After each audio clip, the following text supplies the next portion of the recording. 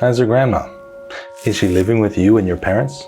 Exercising and dancing every day?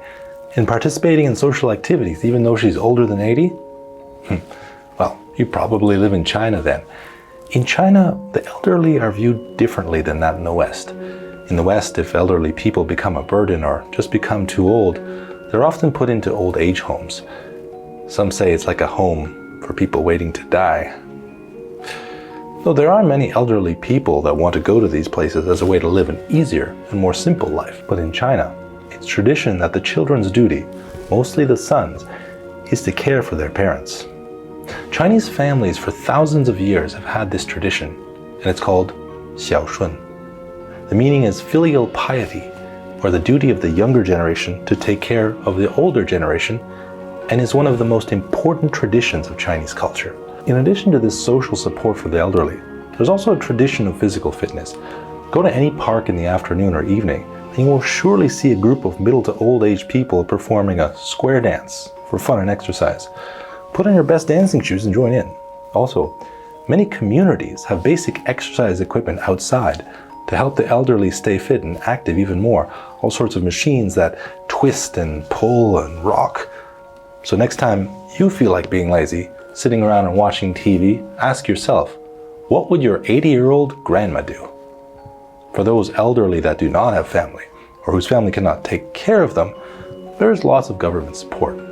Volunteers are encouraged to come and help socialize. They could be teachers, helpers, or just friends. Just someone to help make life a little better. Also, there are some retirement communities as big as small towns with many buildings like a gym, music studio, movie theater, art studio, dining hall, and even a small farm. It seems like a better life than my boring community. The government gives an old age pension to all government employees, but also to working people that have paid into it during their working time. Many of Hong Kong's elderly actually move up to Guangzhou to retire for better services at a lower cost. Hong Kong retirement homes tend to be much smaller and more expensive. There are about 44,000 retirement homes in China. Many are operated by the state, but most are private with foreign investors.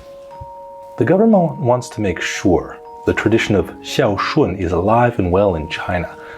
This will help families to stay happy and healthy together, as well as help the problem of the growing older population.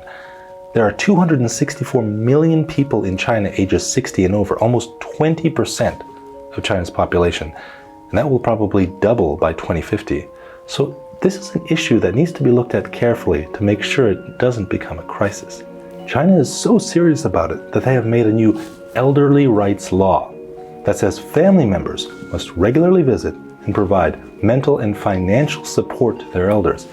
If not, they could be fined or even sent to jail. In any case, the most important thing we have in this world is our family. We can replace things, we can earn money, but we can't replace those closest to us. So call your mom, call your grandma. I'm sure they'll be happy to hear from you.